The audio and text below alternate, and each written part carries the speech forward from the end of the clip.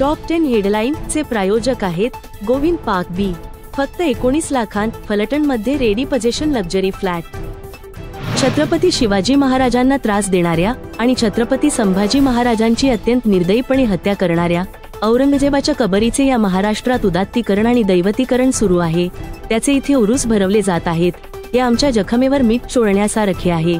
हे प्रकार कायमचे रोखण्यासाठी औरंगजेबाची ही कबरच उखडून टाकली पाहिजे असे मत खासदार उदयनराजे भोसले यांनी माध्यमांशी बोलताना व्यक्त केले. हरियाणातील पंचकुला येथे भारतीय हवाई दलाचे जगवार हे लढाऊ विमान कोसळल्याची घटना घडली आहे.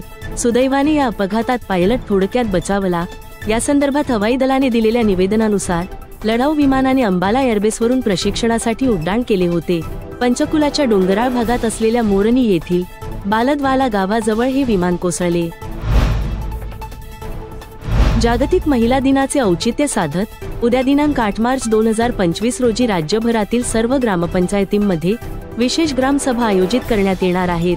महाराष्ट्र राज्य महिला आयोगाच्या संकल्पनेनुसार बालविवाह रोखणे, विधवा प्रथा बंद करणे तसेच महिला सुरक्षिततेसाठीचे ठराव या ग्रामसभांमध्ये करण्यात येणार आहेत. सुलभा देशपांडे यांची धाकटी बहीण आणि ज्येष्ठ अभिनेत्री प्रेमा साखरदांडे यांचं मुंबईतल्या राहत्या घरी निधन झाले आहे. त्यांचे वृद्धापकाळाने निधन झाले असून त्या 94 वर्षांच्या होत्या. प्रेमा यांच्या पार्थिवावर रात्री उशिरा दादरच्या शिवाजी पार्क स्मशानभूमीत अंत्यसंस्कार करण्यात आले. सोशल मीडियाच्या माध्यमातून चाहत्यांनी प्रेमा साखरदांडे यांना श्रद्धांजली वाहिली. मसूर तालुक्यातील कांबीरवाडी परिसरात बिबट्याने धुमाकूळ घालाव्यास सुरुवात केली असून बिबट्याने मोठी दहशत निर्माण केली आहे. गावानजीकच्या शिवारात बिबट्याने 2 शेळ्या फस्त केल्याने ग्रामस्थांत घबराट पसरली आहे. वनविभागाने तातडीने पावले उचलत बिबट्याचा बंदोबस्त करावा अशी मागणी ग्रामस्थांनी केली आहे. देशातला सर्वात मोठा बिस्किट ब्रँड असलेल्या पार्ले-जी कंपनीच्या कार्यालयावर आयकर विभागाने छापेमारी केली आहे. मुंबई आणि गुजरात राज्यातील काही कार्यालयावर सकाळपासूनच छापेमारी सुरू झाली आहे. कर चोरी प्रकरणामध्ये ही कारवाई सुरू आहे. दिल्लीतील इंदिरा गांधी आंतरराष्ट्रीय विमानतळावर केंद्रीय औद्योगिक सुरक्षा दलाच्या एका महिला हेड कॉन्स्टेबलने आत्महत्या केली आहे. महिला पोलिसाने विमानतळावरील प्रसादगृहात स्वतःवर गोळी झाडून आत्महत्या केली. या घटनेने एकच खळबळ उडाली आहे. महापुरुषांवर वादग्रस्त वक्तव्य करणाऱ्यांच्या संदर्भात कठोर कारवाई करणारे विधेयक राज्य शासन आणि विरोधकांनी एकमतीने संमत करावे, अन्यथा त्यांना जनतेच्या उद्रेकाला सामोरे जावे लागेल. जे प्रतिनिधी छत्रपती शिवरायांचे नाव घेतात त्यांनी जर हा कायदा संमत केला नाही तर त्यांचे शिवप्रेम बेगडी आहे. त्यांना युगपुरुषांचे नाव घेण्याचा अधिकार नाही.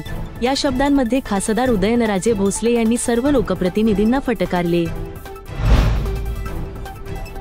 उत्तराखंडच्या एकदिवसीय दौऱ्यावर असलेल्या पंतप्रधान नरेंद्र मोदी यांनी हिम पर्यटनाचा आनंद घेतला. यावेळी त्यांनी तीर्थस्थळांनाही भेट दिली.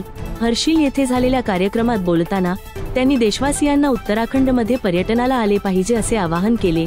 भाविक पर्यटकांपासून ते कॉर्पोरेट जगातील व्यक्ती आणि चित्रपट उद्योगाने हिवाळ्यात उत्तराखंडमध्ये आले पाहिजे असे ते म्हणाले. गेल्या काही दिवसांपासून राज्याच्या सीमांकनाच्या मुद्द्याने देशातील राजकारण तापले आहे. यामुळे उत्तर भारताच्या तुलनेत दक्षिण भारतातील खासदारांची संख्या कमी होईल असा दावा तामिळनाडूचे मुख्यमंत्री M.K. स्टॅलिन करत आहेत. याच पार्श्वभूमीवर त्यांनी शुक्रवारी 7 राज्यांच्या मुख्यमंत्र्यांना पत्र लिहून सीमांकनाच्या मुद्द्यावर बैठकीसाठी बोलावले आहे. यात पश्चिम बंगालच्या मुख्यमंत्री ममता बॅनर्जी आणि भाजप शासित ओडिशाचे मुख्यमंत्री मोहन चरण मांझी यांचाही समावेश आहे. ताज्या घडामोडींच्या डेली अपडेट्ससाठी चॅनेलला सबस्क्राईब करा आणि बेल आयकॉन दाबायला विसरू नका.